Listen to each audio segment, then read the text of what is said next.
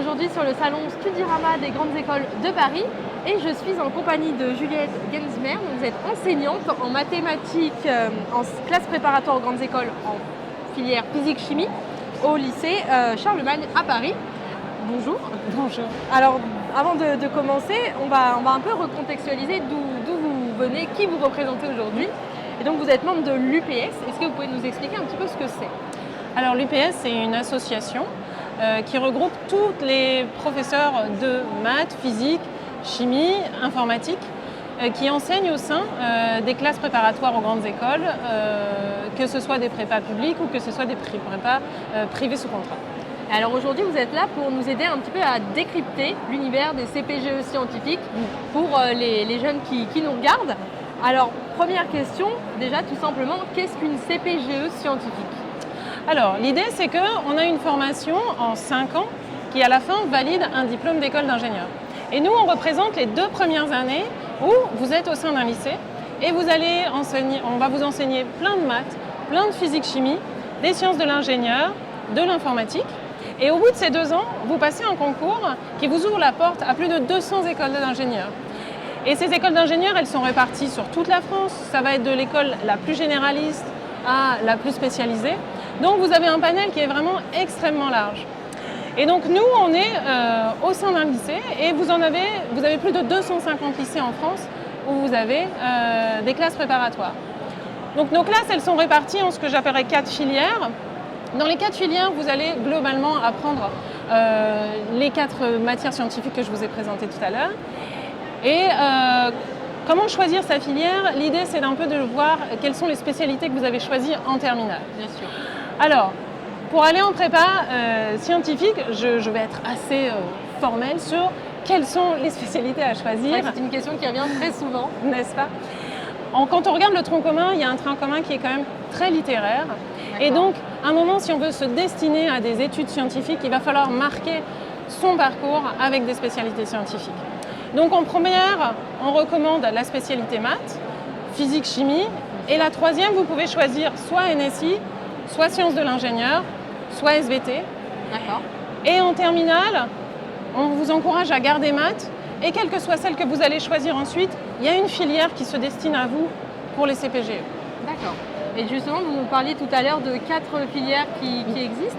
Est-ce que vous pouvez un petit peu nous détailler les différentes sortes de CPGE scientifiques ? Alors, il y en a 4.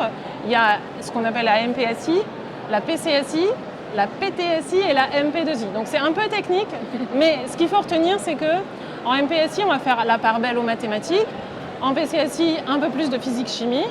En PTSI, il y a un peu plus de TP, avec les sciences de l'ingénieur. Et en MP2I, un peu plus d'informatique.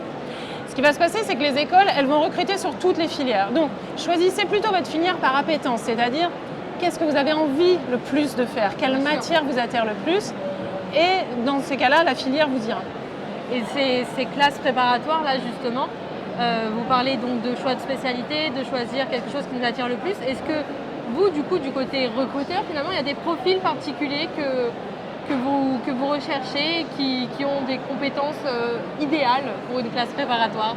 Alors, on va effectivement rechercher on va d'abord regarder la spécialité parce qu'effectivement, on veut recruter des gens qui ont une appétence pour les sciences. Et ensuite, on va regarder, est-ce que c'est quelqu'un qui aime travailler ? Est-ce que c'est quelqu'un qui a envie de s'investir ? Je pense que les lycéens ne doivent pas trop s'inquiéter. On entend parfois « Ah, mais moi, je ne travaille pas trop en terminale ». Je pense qu'il ne faut pas s'inquiéter. Nous, on est là pour ça, pour leur apprendre à ingérer une grande quantité de travail. Mais au final, ce qu'on va plutôt regarder, c'est est-ce qu'il en a envie ? Est-ce que la lycéenne ou la lycéen en a envie ? Et ça, on va le voir sur le dossier. Et ça, c'est très important d'être motivé par ces études. Exactement. Finalement. Alors, j'avais une question un petit peu en dehors de ce qu'on vient de se dire. Il y a des classes préparatoires aux grandes écoles donc privées et des classes préparatoires aux grandes écoles publiques. Est-ce qu'il y a une différence vraiment qui existe entre les deux ou c'est similairement la même chose ? Alors, le programme, il est national.